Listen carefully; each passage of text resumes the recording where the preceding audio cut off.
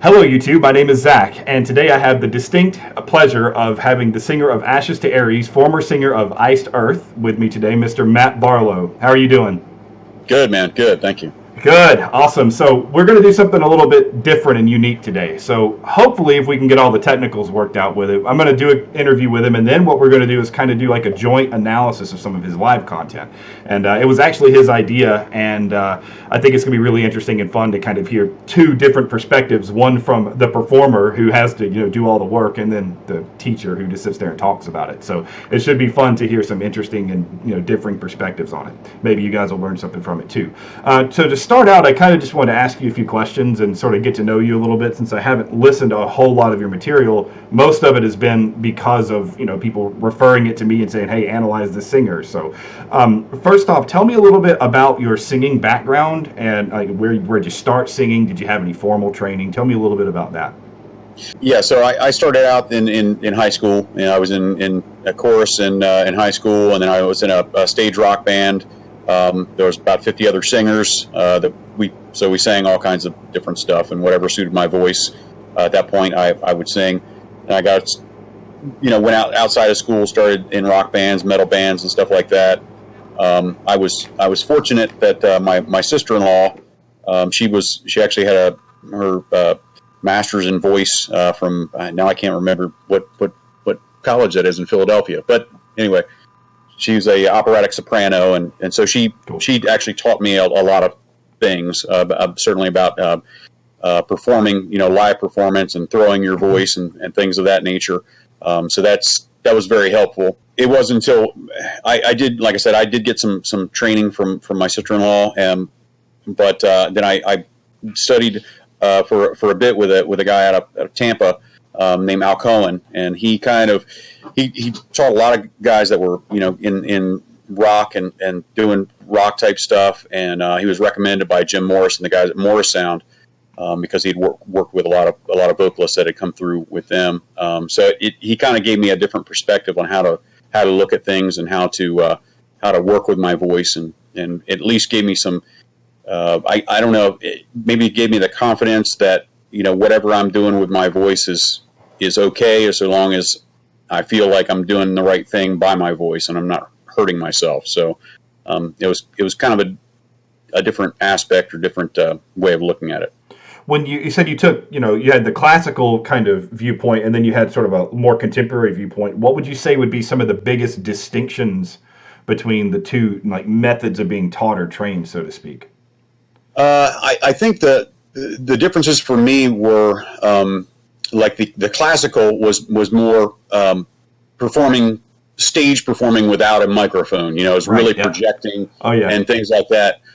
So the more contemporary was definitely learning how to do things a little bit closer up, utilizing the microphone. And he wasn't really teaching me that, but I was sort of getting that. And I also got a lot of instruction from Jim Morris as well. Just because he's in the studio, he's working with different vocalists, and he knows what mic technique and things like that, and not just not stage mic technique so much, but certainly utilizing your different areas of your mouth, like positioning and things like that, to get certain sounds. I mean, most of the live stuff, as far as holding the mic and putting it where I feel like it's best for me for a live performance, that was kind of me. But as far as utilizing your voice in a mic'd environment, I learned a lot being in the studio and working with guys like Jim Morris.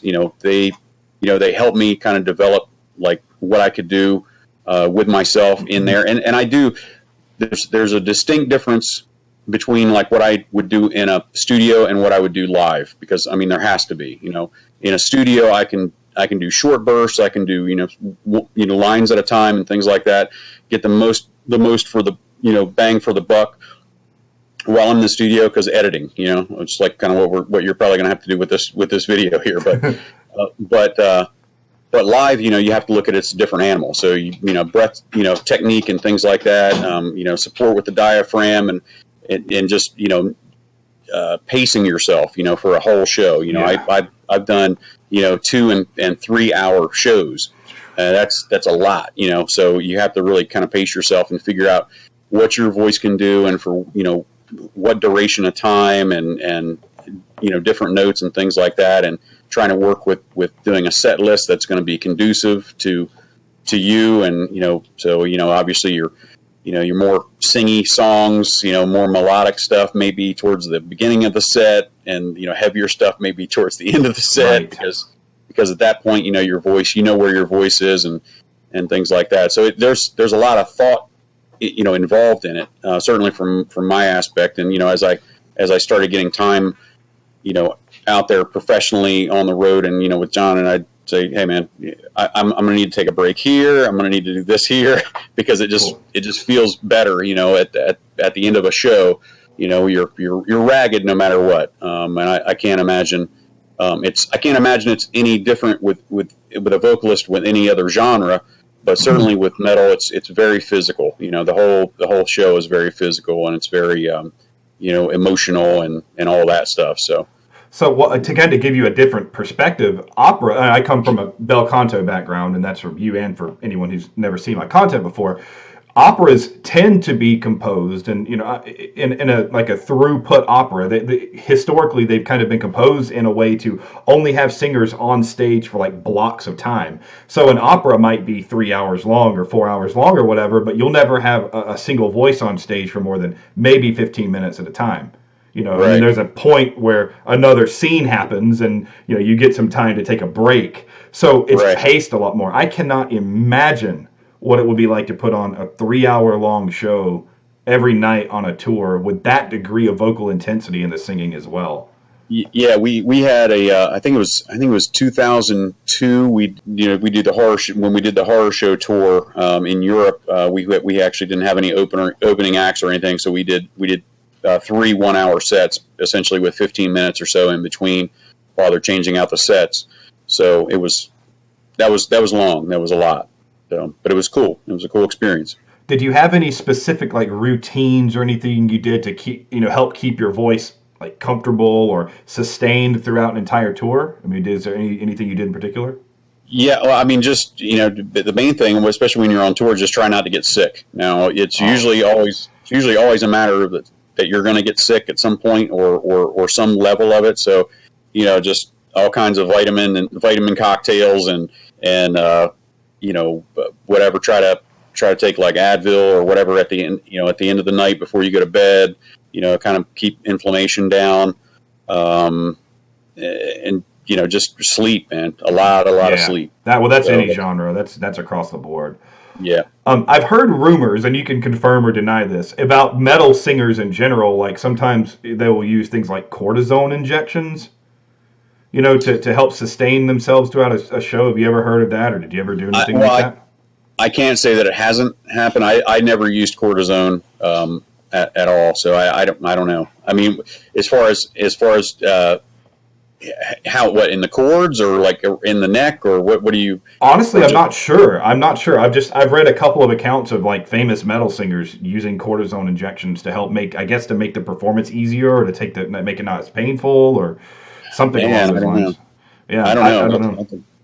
I think that would be kind of tricky. Yeah, I think so too. Yeah, no, I think that I'm not sure. I think John actually had some cortisone shots in his neck, but that he was actually dealing with discs. He had disc problems and things like that. He's got his part of his neck is fused together and things like that. But that was back in the day before he had his all of his surgeries and things like that. But I never used cortisone or anything like that. Yeah. So that's just a random question. Since you've done the metal singing thing, you still do it. You might have some insight. But yeah, if you don't, I mean, it's just a rumor, like I said. So I don't know if it's it's just something I've heard. So, when have you ever had a show where your voice just gave out on you?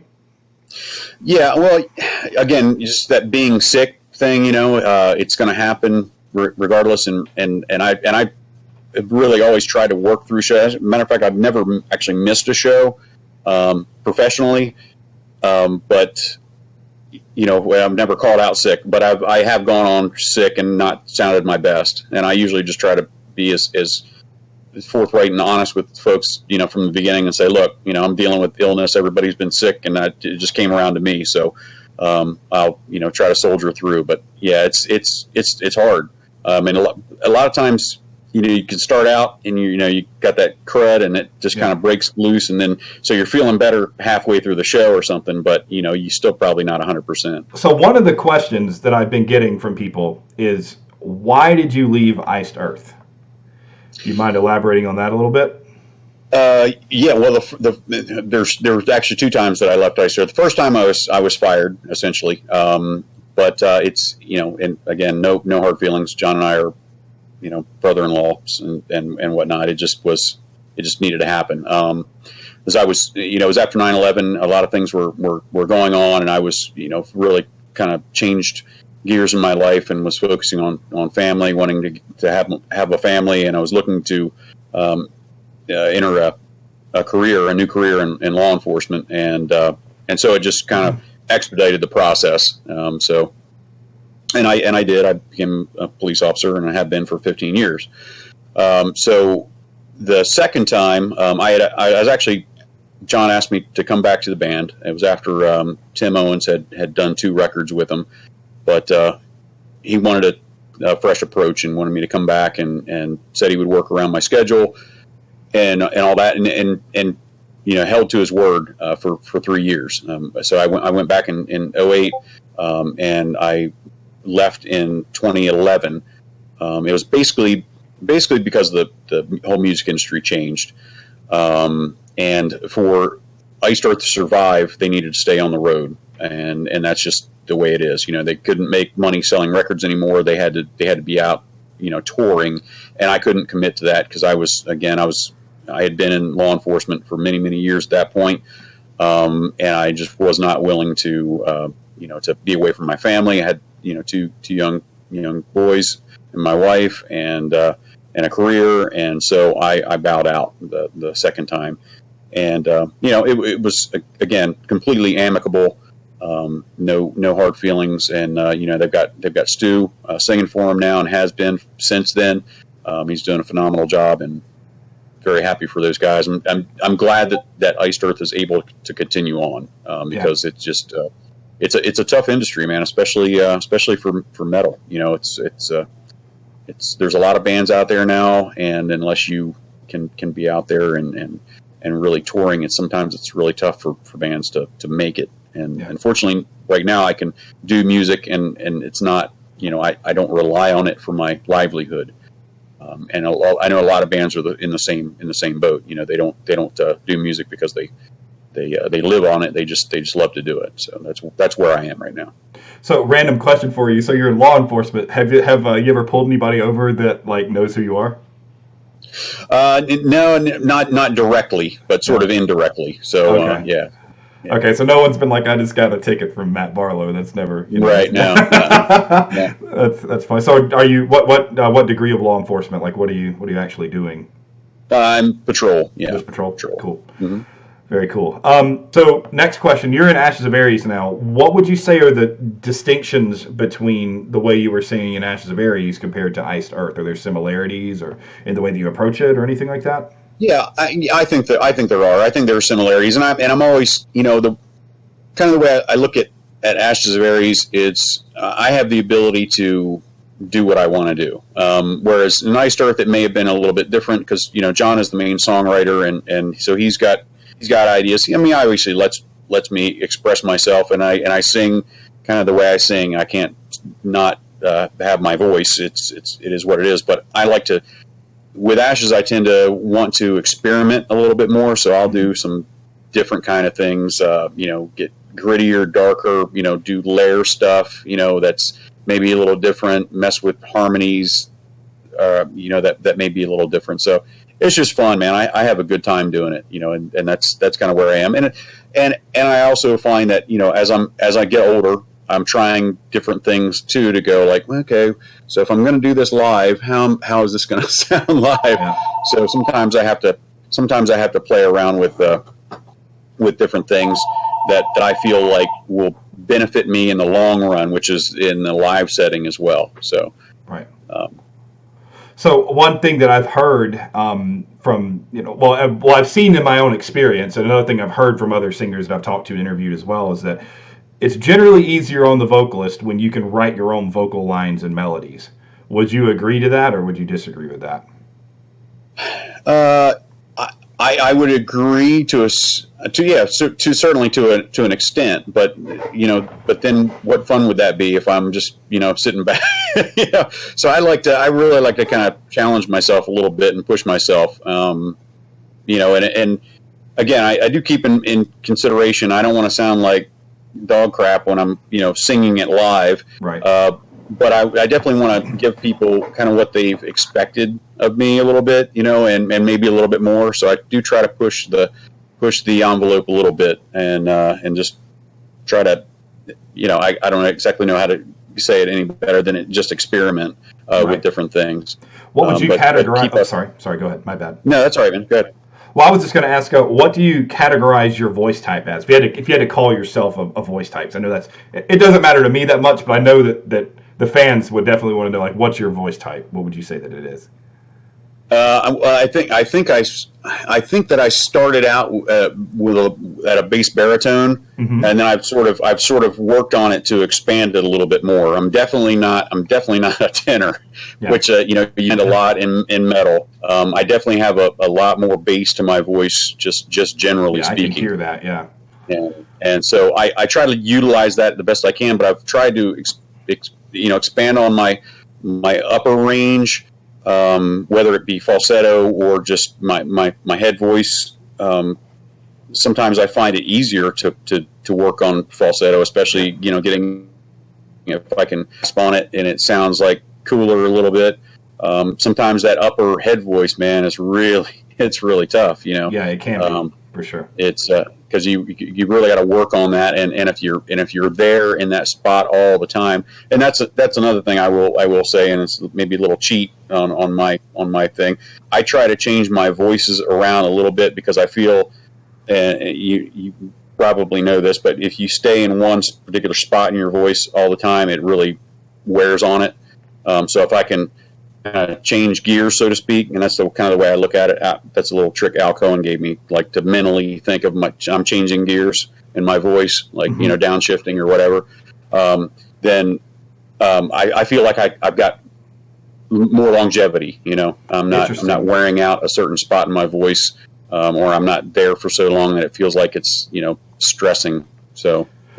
To give you some maybe like counter perspective on that from the kind of the way that I've learned where we come from in opera and bel canto classical in general, we have a concept called Fach, which is the classification of your voice, and it really doesn't matter outside of the classical setting, because really the concept of it was for composers to kind of know what ranges certain voice types work best with, and that kind of like what note ranges. And so when you have a Fach, when you have your class kind of assigned your voice as it develops, you actually learn to hone that specific range the most. So like for me, I'm a bass baritone myself, and so like if I'm talking about my range, I do a lot of emphasis on I guess I'm not very good with the number system, but maybe something like your G2 to like maybe the E flat 4, something that little range. Like that's what I really spend a lot of time honing and staying within that. But it sounds like in your school of singing, you have a lot more flexibility, and you could sort of choose, pick and choose where you want to be in your voice at any given time, and if you want to emphasize something more than others, you can do that. Right, and I'm definitely don't know the numbers and all that. That the music theory has eluded me, or I've eluded it. I'm not exactly sure, but I guess that's the benefit of writing. Yeah, writing your own stuff, your own melodies and whatnot, or even falling within a certain parameter. So say I'm not necessarily writing my own melody. If I'm given something, then I may do something a little different to make it sound better, make it feel better to me in the big picture. And basically, it's just selling it to the songwriter. I'm sure that I did some of that with John, and say, hey man, this I think it would sound better doing this, and this is why I feel it would be more comfortable doing that. But so if I'm trying to learn a song that's a classic or what have you, and I'm just not getting it. That would be tough for me. It would be tough to go. I just can't do that. And then you can't change it. You're locked within. You feel like you're locked within something. But so I can writing my own stuff. I can do what feels good and what seems right to me at the time. Let me ask you this: as sort of a more of a on the recording side of things. And so, in my view, in my world, we sing to the room. Like we do, like you said before, you mentioned before singing without a microphone. So, we learn to Right. sing to the acoustics of the room, and our voice, Right. the way that we project is dictated by certain positions of the vocal tract and formant frequencies, carrying over orchestras, all that kind of stuff. Well, so what happens is we learn to sing in a way that carries in the acoustic setting of the room. Now, when you record, I've never done professional recording in the capacity that you've done. I've done a little bit of stuff, but not like you've done. I've heard that baritones in particular tend to have trouble when it comes to standing out in the mix when it comes to something like metal, when all the instruments are kind of around the same dynamic range. Or I don't know a lot about it, but like kind of the same Hmm. frequencies of the voice and the guitar. They're all kind of around one another, and that's why tenors are like sought after more sometimes in metal. Would you say that there's some truth to that? Have you experienced that yourself? I would say that's probably about right, man. And I think that so let me just kind of give an example, sort of the way that I see things. I there are certain spots in my voice that people have told me, that people tend to like about my voice, the bassy stuff, Mm-hmm. especially like on the ballady stuff. I have this certain area in my voice that people tend to like. I like it too. I mean, I'm not going to lie. I kind of dig, where it is, and it's just kind of, a tone.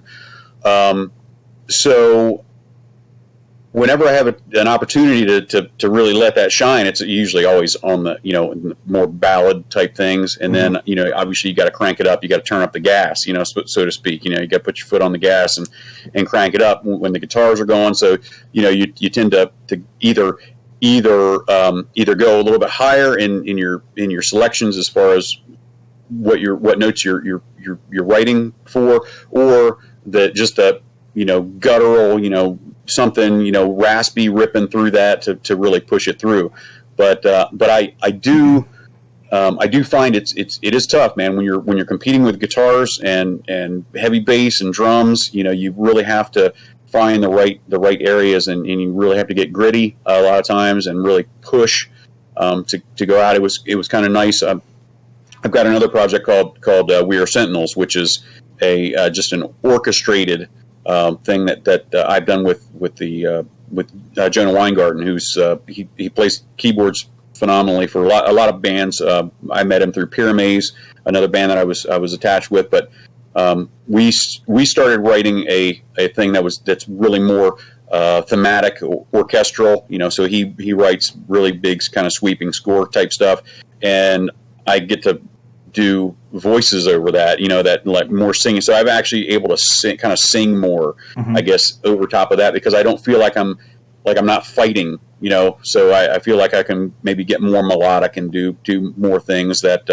are more, I guess, comfortable, quote, on my voice. I don't feel like I've got to compete, because I'm not competing with a big metal band. I'm just like letting things flow a little bit more, and it may just be psychological. I don't know, but to me, I feel as though I'm not fighting sometimes the instrumentation, the other instrumentation. I'm just able to kind of create and do these melodies and harmonies and things like that, and it's just not as much of a struggle to get those out. I gotcha. So you brought up the rasp stuff in your last statement, and so I want to ask you about a few things. First off, I don't know how many of my videos you've seen, but I teach voice professionally, but I teach what you guys would call clean vocals. Like I never delve into the rasp stuff, mostly because in what I've learned about it and what I've studied and in academia as a whole, we haven't really found a conclusive way that's backed by like peer review or anything like that to make rasp sustainable. However, I get all the time, singers as examples that say, well, I've sung with rasp, I've done like the gritty stuff, and I've been able to maintain it. And so my view is that the world of academia, journals and articles and things are we're a little bit behind the times as far as, having any kind of longitudinal like peer review studies on how to do the raspy stuff. I think there are some people starting to look into it, and we've kind of figured out, what's physically happening when you do it. But there's nothing out there that conclusively says you can do rasp like this and you'll have a 30-year long career with no vocal injury, no issues. Can you shed any light on that kind of thing? Yeah, I don't know I don't know that anybody could. You know what I mean? I'm not saying that. I'm not saying that like, hey, I'm super whatever. I don't know that everybody can do it. I don't even know that I can do it for 30 years, honestly. But I haven't been on the road doing raspy vocals for my entire career. I know what I can do in the studio, and I know what I've been able to do live. But at this point in my life, I mean, I'm 48 years old.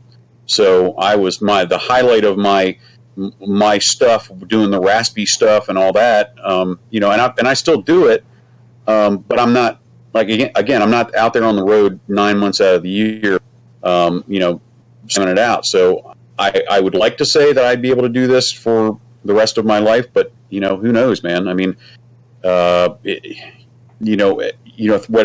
they say the male singing voice, I think, is like at its peak at 33 or something yep. along those lines. 33 to like 50. 33 to 50. Well, I'm well past 33, so I'm closer to 50. So I hope that I can sustain it. I mean, you got guys like Ted Neely, who rocking out Jesus Christ Superstar like forever, mm-hmm. Which is amazing. I mean, I think I saw him back in the was it 2000s something.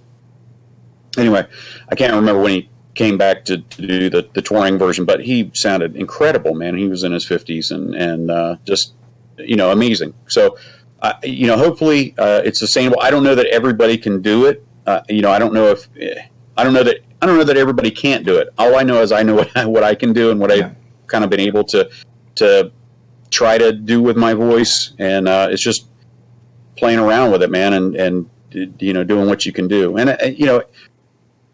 I think everybody gets. I'm not going to say everybody. Again, I'm trying to think of it in the terms of just me, because I know what I can do, but I honestly don't know what other people do or how they take care of their voice.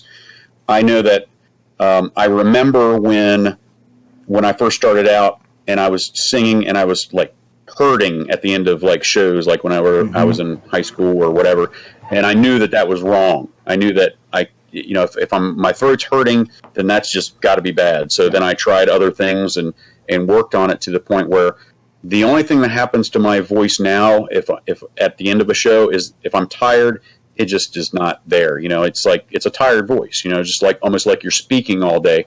Actually, my voice is normally more tired from doing interviews and talking to people after shows than it actually is at the end of singing. Because talking to me wears on my voice more so than singing. But interesting. It's I don't know why that is, but it seems to be the case. Have you ever been to? Sorry, my bad. No, go ahead, man. Oh, I was just going to ask. Have you ever been to like an otolaryngologist? Have you ever had your throat scoped, or have you ever had any vocal injury or anything like that you know of? Not that I'm aware of, man. Well, you should just for the heck of it one day. It's an interesting experience as a singer going to get scoped just to kind of see what's going on. I mean, they can look at the way that you're phonating just when you talk and things like that, and they can tell a lot about the state of your voice. And I actually had when I was in college, I had voice therapy because I had a light injury on my vocal folds, not because I was singing with an unhealthy technique, but because I was on this massive, probably 6 hours a day of rehearsing, like for choirs and voice lessons and opera right. and musical rehearsals. And it was just too much for too long. And so I had to go through voice therapy for a little while myself. And it wasn't anything major, but I learned through that. That's kind of where my little obsession of vocal health came from, is learning about how delicate the instrument is. So for me to hear, these metal singers doing this raspy stuff, I hear singers like Ronnie James Dio, Mike Patton, I recently like Steven Tyler, some of these guys that have had these incredibly long careers doing this freakish stuff that most people crash and burn. In my experience, what I've seen, a lot of these singers that try to do the really crazy raspy stuff don't have a lot of longevity when they do it over extended periods of time. So it's something that I'm really interested in learning more about and trying to determine what methods are and aren't sustainable. You said that you've developed something that works for you. If you had to give pointers, to people that were watching this, what would you say has particularly worked for you with regards to doing the raspy stuff? And you said that there are certain things that felt better. Like, what would you say that those are? What do you have anything in particular that you could point out? I don't know, man. I think it's just where I feel. It's really hard to describe, like, because I started working especially like with the high stuff. Most of the raspy stuff that I do is probably within my falsetto, and so I just started working on pushing my falsetto somewhere in between my head voice and my falsetto, and then kind of trailing. So I start out with a note, and I'm going up, trailing, and then just kind of letting it almost like a vibrato, like using this rasp almost like a super high vibrato of sorts. So it's just kind of like going in between notes, and that's kind of where the rasp is. That's how I kind of create that. Okay. With the high stuff, it's hard for me without having your background to describe. That's okay.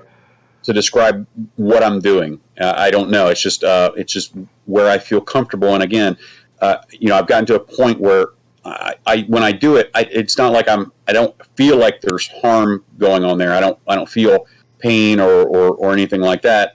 And it is like anything else. You work like working out. The more you do it, the more comfortable it becomes, and the longer you can sustain it. Like I couldn't, because I haven't sung in a while. Like I went outside today in my studio, and I started, just doing some things because, we're looking at maybe doing some touring here. So I'm getting my voice back to where, touring, in touring shape, I guess you would say. Because I don't sing all the time, I have to kind of do that. But it's to me, it's like working out, and you're, kind of getting back and, working out those things and getting to those spots. But I know how to get there. It's just it may take me a little while to get up there and get into that performance level. Right. Right. But again, it's just stuff I've been doing for years, and hopefully I will continue to be able to do that again. And it's worked for me, man. I wish that I could explain to people, how I do it, but I don't know. And I don't know that what I do would work for everybody. I think it probably depends.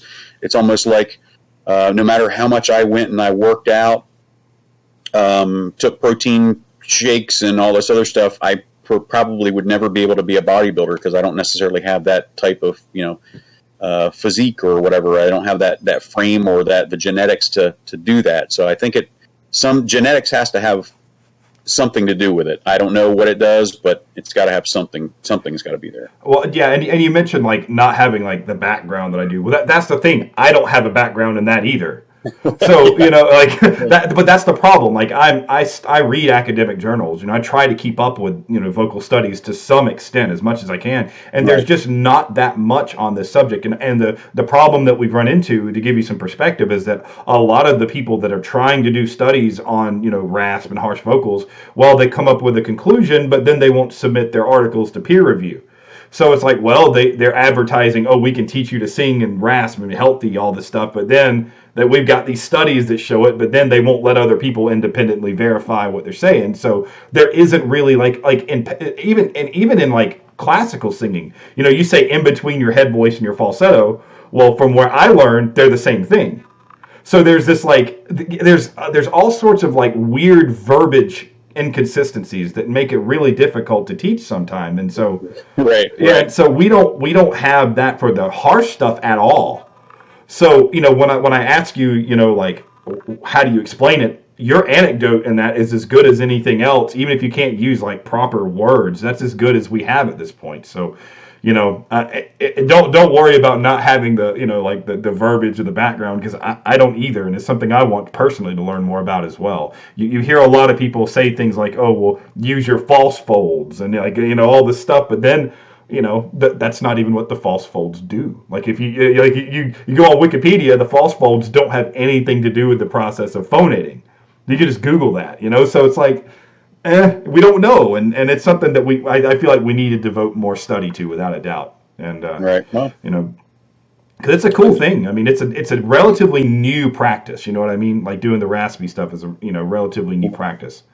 right. And I'm not exactly sure how that came about. I mean, I know that there were probably like the '60s, and that's probably really when it kind of came into when you've got Janis Joplin just rocking it. I mean, just that that to me, that like she's probably like the first person, or a Joe Cocker, or just using that just gritty area of your voice, and it just doesn't even seem right. And now that some of they have been just brought on by pure abuse of their voice. Maybe that's how they got the grit or the raspy, but it still sounded great, and people have really been attracted to that.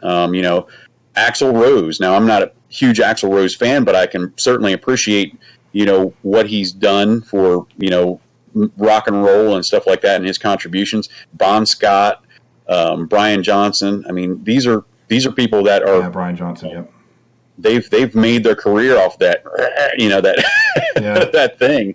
So it's something, man. It is something, and it obviously is pleasurable to some degree to a lot of people's ears, So, do you feel like if you had okay, so like let's say theoretically someone said, okay, you've got to sing strictly with rasp for 1 hour, and then you've got to sing strictly without rasp for 1 hour. Do you think that you would have a difference in the way that your voice feels afterward between the two? Yeah.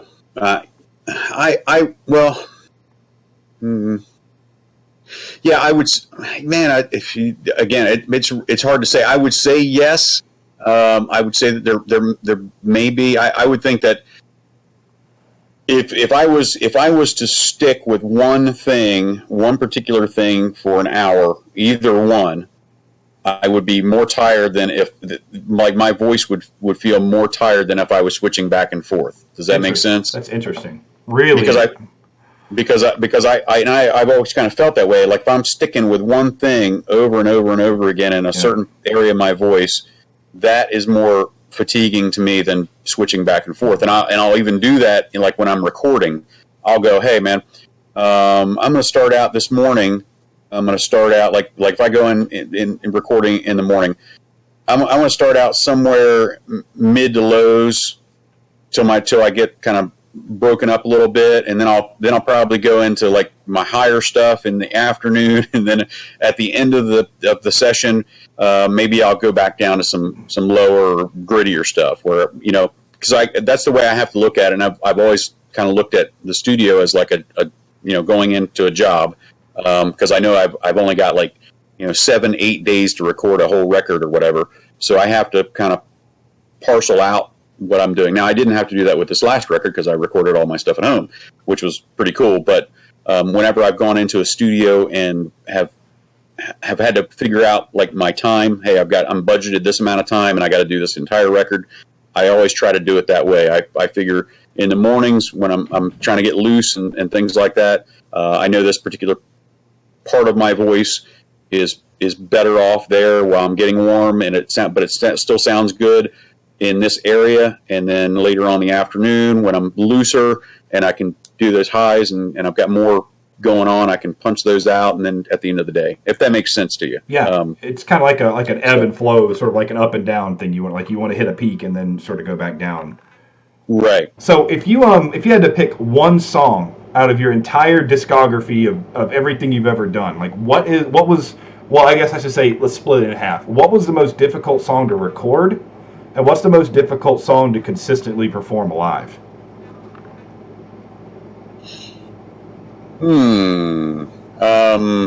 Wow. Difficult song to perform live. Well, I would say probably one of the toughest songs to record was a song called Dante's Inferno. It was on the first record that I ever performed on, and that was tough because it was like it's like 16 minutes long or something like that. A lot of stuff going on, a lot of different voices being used, and it was my first professional record, and that was really kind of I was really just kind of learning my instrument. I was kind of I had certain techniques and things that I used, but I wasn't where I was later on in a couple records down the line.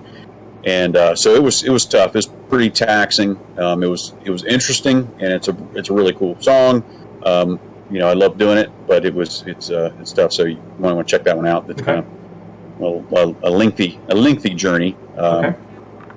But and actually, I will say that probably some of the toughest stuff that I've done live is stuff that was not stuff that I had done originally. So.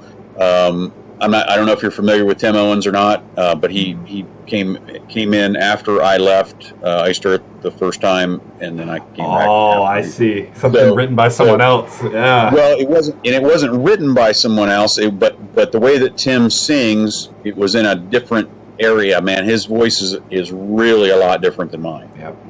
And the way that the technique that he has, and he would be another great guy to have on and talk to him about technique. But we have a different way of approaching songs and things like that. So whenever he recorded, there are a couple songs, like this one song that I sang a lot when I went back with Iced Earth, called Declaration Day. There's some high stuff in there that's just brutal high, man. And the way that I imagine Tim does, he keeps he controls a lot of his voice, like right here. He does like a lot of high stuff, but he controls it like kind of like right here. And I feel like I've got to bust it out, where for me to hit those notes, I've got to throw my voice out. And it was a lot, man. And I'm not saying that he's not throwing his, I don't know. Every time I've seen like his, and you could probably check some of his videos and see him doing the same songs. It seems like he kind of keeps it like right here. He's very much in control of that sound that he's making in his microphone, and I feel like I've just got to belt it out, man. So those songs are really tough. That makes sense. I think that we just approach it differently because he's got a different voice than I do, and I think he does a lot more tenor type stuff. I don't know that he's a tenor voice or not. I've never really talked to him about it, but. Yeah, I think we just approach the songs differently, and those songs are, doing anything that Tim does is, I have to approach it the way that I sing it. That's what I was about to ask. But either way. Yeah, I was going to ask that exact same thing. When you sing something that was, designed for another singer or that another singer has already recorded, do you work to emulate them, or do you take the song on as your own and say, well, people are just going to have to accept that I'm not this guy and he's not me, so there's going to be slight differences? Is that how you approach it? Well, that's the funny thing, because I actually did that with, I was the third singer of Iced Earth, so I came after two other guys had done 2 records prior. Now with those, I basically just kind of made them my own. Those songs I just said, well, you know what, I'm the guy now. I'm just going to make them my own. With like Declaration Day and stuff that Tim had done, I mean, I'm still making them my own, but I'm still trying to do them, justice to what Tim did. And so there is a little bit, I guess. You sort of raised the bar a little bit, for me. That's he raised the bar for me, so I felt like I had to push it up there. So it is tough, man. It's tough doing other stuff, and I've done covers of songs and things like that, and I've always tried to make them my own and do the best of my ability, but also pay tribute to them. So in a certain way, I certainly wanted to pay tribute to what Tim had contributed to Iced Earth, because he did a phenomenal job. So it was sort of that respect thing there too. Gotcha. So I'm going to ask you a slightly more controversial question. Okay. So, and it's not like, earth shattering, but it's just, I want to talk about pitch correction a little bit and recording and auto tune and things like that. Yeah. In my school of learning, you prepare something to the point to where you can't get it wrong, because when you're on stage and you're singing, a recital or whatever, or you're singing in a concerto or a oratorio or whatever, you don't get to go back and, you can't fix it. What you produce is what you produce. So if you're not in shape to do it on point, like, you might not even get the gig. So I know that, and I don't have a lot of work in studio settings at all, like I mentioned earlier. So how useful do you find something like pitch correction to be as a tool? How much do you rely on it when you record, and how much do you try to get your recordings in a way that it's able to be done live and like that? What do you think about that? Can you repeat that question, because you were kind of cutting in and out, so I just want to make sure I got all of what you were saying. Okay, so how useful is pitch correction in a studio setting? How much do you utilize it yourself, and how much do you how well do you how do I ask this? Is your goal to create something that's representative in a live setting, or do you I've heard the philosophy that the recording is a production, not a performance. Producers have told me that. So when you record your vocals, do you want to create something that you feel like is easily reproducible live, or do you want do you use these tools to create something that's the production first and foremost? Yeah, well, I mean, we try to. It is a production, but I try to do stuff that I can pull off live. So now sometimes, obviously, like I said, I do layering of vocals and things like that. Mm-hmm. Obviously, there's not going to be three of me up there singing at one time. So what I'll normally do, like for a live setting, I'll pick what the voice which I feel, and I try to do that. Like, so when I'm doing the layering and things like that, I try to make sure that I put that what I feel is the lead vocal forward. So that's what people know as the lead. Everything else is going to be harmony or just a an effect, so to speak. A third or second voice may just be an effect on the first voice, just mm-hmm. to make the lead vocal kind of pop there. But yeah, I mean, I definitely try to think about that. It's funny that you were saying that, because that's what one of the things that Jim Morris always said when we were we're making a record and we're doing we're in the studio you want to make a record that's going to be unique, and you're trying to do interesting things and all that. And like I remember like John looking over at Jim and going, yeah, that's cool and all, man. How are we going to pull that off live? And he goes, that's not my problem. Yeah, no. So he's like that whole pulling things off live, that's not my problem. That's your problem. So we're trying to make a good record here. So yeah. So I mean, as far as honestly, like pitch correction and things like that, we try not to do that as much as you can. I mean, obviously we don't want to sound like Dance Mix, right. 2019. Right. That's kind of out of the question. But right. I will say sometimes that if it's a matter of getting there and just squeaking things down a little bit because you've done a great performance, but for whatever reason every time you're hitting flat or slightly sharp, get in there and bring, because at the end of the day, if it's because you've got a mental block and you can't get there, then I'm gonna say just go ahead and tweak that, man. That's fine. Gotcha. because it's again, we're talking about if you're in the studio, you've got a budgeted amount of time to do certain things, and that's it. If you've got unlimited time and you're just going, hey man, I'll get that tomorrow. I can do that whenever. I can hit that next week. But if you've got a mental block and that's the only thing that's holding you up is just a little pitch correction, then that's fine. That's I don't have a problem with that.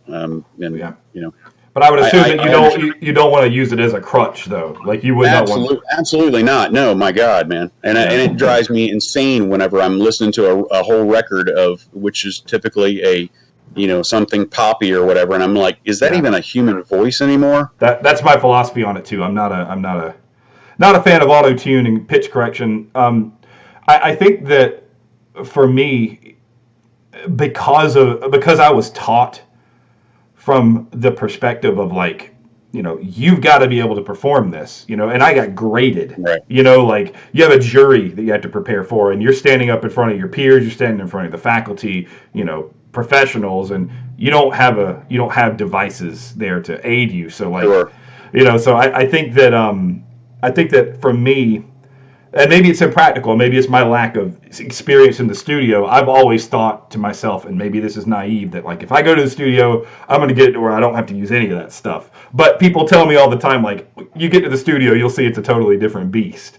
So would you agree with that? Would you say that it is a totally different thing in studio than it is in that type of setting? Yeah, it can be, and I definitely get, being prepared, and being prepared is huge. Everybody should be prepared as much as you can, but man, sometimes until you're in there and you're just getting, like I said, that mental block or whatever, and you're just either a mental block or just something that's there that's not working out for you.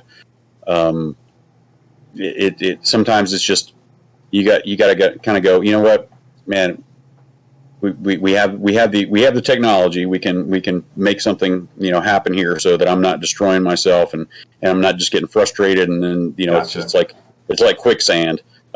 So sometimes it just even if it's just maybe to fix it, so then you can go back and double it, and then there it is, and then you can go back and double. You know what I mean? Yeah. So a lot of times that has always kind of been for me the thing. Whenever I'm having pitch issues or whatever, it's usually just a mental block, and sometimes you just need that help over the edge, and that I double almost everything I do, as far as in the metal realm. I double vocals, so I've double tracks and split stereo, so it's two of me, so I'm doing double tracking everything, and then quadruple tracking with melodies and harmonies and all that stuff. There's just a lot of work. Every song takes a lot of time, and so sometimes you just need that help over the edge. If you've got a producer that's a good one, and it's not going to make you sound like a Mickey Mouse or something like that. Kind of switching gears a little bit here. I know that when you originally messaged me, you were mentioning like some different perspectives on singing that you got from my videos and whatnot. Mm-hmm. Do you have any questions about singing you'd like to ask me or anything like that? Well, I mean, the thing is, I think it would be interesting for me and probably just me to sit and chat with you about certain things that I don't, and maybe we can do that on another video or just privately or whatever. Just because I don't have, like I said, I don't have the music theory background, and I certainly don't in voice or what have you. I only know what I've been taught and been given layman's terms. Like I said, just the folks that I've dealt with, like Al Cohen, he taught me in a kind of different way that I could think of without my head exploding. Because because I just don't have the academia. So that to me would be interesting to like find out, like, hey, what is this that I've been doing all the time? Now I know the basics. I understand supporting with my diaphragm and things like that, and I've really worked on that. My whole professional career is working on that aspect of it, and breath control and things like that. So all that's cool, and I think I understand those things, but sometimes I just don't. I think it's fascinating, and like with your video when I was watching it, like some others that I've seen when people are doing the where we have the Matt Barlow Sucks pages or whatever. There's a couple of them. There may be I get those comments. I mean, like people tell me to kill myself in my comments. Like I get it. I see that too. Yeah. I get it.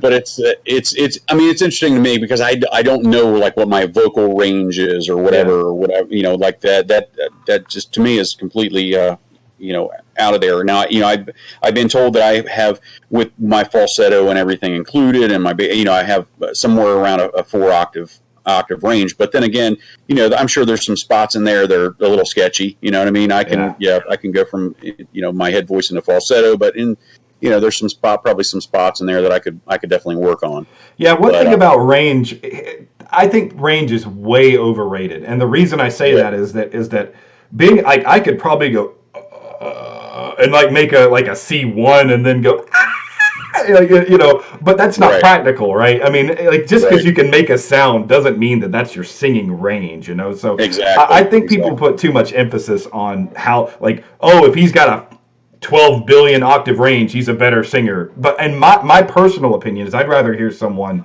that has a really solid, like, specific range and sounds great all the time than someone Right. that might be able to sing 5 octaves and like is super inconsistent up and down. That's Right. Right. that's the way I personally see it. There was something. What was it that you mentioned a minute ago that was a really really interesting point? One thing that I noticed when I think I even pointed this out in my analysis of you was that the trainings that you have had do come through in your singing, and I think that I think I made a point to say, like, it sounds like he has had some kind of training, because maybe it was the breath support thing that was something that like prompted me to say, like, he does understand this concept, because it's like anything. When I look at a singer, there are certain, like, aural characteristics that come out in the sound that say, okay, well, this person understands how to make this happen, because a lot of Right. the technique doesn't happen on accident. And there are Right. some people that just naturally do it better than others. But yeah, I mean, I think I do remember, if it's been a few months, but I do think I remember you particularly having good breath support. Yeah, and I do. Yeah, and I'm trying to think of some of the stuff that, like, in the original, because you said certain things about tensing up in certain areas because of vowel sounds, and Yeah. I will say that I have, since that video, and if you watch Metal Camp, you'll probably notice that I have learned more even since then, since doing, because I think that was Alive in Athens or something. Hmm. That video that you were I have learned to shape my vowels differently, Yeah. for ease, especially ease, that pulling back, and that really tight E sound, or that's I usually round those out, and use a kind of a different approach, Yeah. for those, certainly for live, and I do that in my recording now too, because I want what I'm recording to sound like what I'm going to be doing live. Well, Um, people overcomplicate this a lot. Singing's a very simple thing, and if you think of singing like just speaking, you're correlating it to your speaking voice in so many ways. I mean, if you think about it, like, singing is like the running of speaking. If walking right. is, walking is speaking, running is singing. And so if you just think of it along the same line, like when people like do this, like, wide open thing, like, I know that some people, it helps them do specific things, but like the E vowel, for example, if you say the word even, if you look at my mouth and I say even, my mouth barely moves at all. So, Right. there's not a huge need to a lot of times people make it harder than it actually is. And I'm not saying that's in your case, but like in my experience with my students, I think sometimes people have a conception, an idea of what singing is, as opposed to what singing actually is. And Right. it gets in a lot of people's way. And I'll definitely check out some of your newer stuff to hear some of those adjustments, because I do remember at one point, now that you mention it, there was a point in the video that I analyzed where you went up into a higher point in your range and you closed like an ooh type sound, like you kind of made everything sound a little more closed. Typically that Right. works really well for bass baritones. Like, I can say that from personal experience. When you close those vowels up as you move up, it makes it easier. And I mean, there is a science behind it, but it's really simple. I mean, the core of the idea is that the voice makes sound on its own. You'll hear people talk about, like, oh, control your cricothyroid muscles and blah blah. That's like, it's baloney. You can't do that. That all works on its own. So the voice makes sound on its own. Your job as a singer is to make sure that sound is healthy and that the stuff going on above it works in tandem with this as best as possible. So, like, a lot of that is the shaping of the vowels and things like that. So, Right. and it's not as complicated as some people make it out to be. And I think that, I'd love to sit down and chat with you about some of the stuff and explain it to you. I mean, it's not you're not reinventing the wheel. It's really just singing. It's Right. Right. it's not Right. that difficult. But yeah, man, this has been an awesome chat, an awesome conversation. I've gotten a lot of insight, and I'm sure that the people watching have as well. Thank you so much for being here.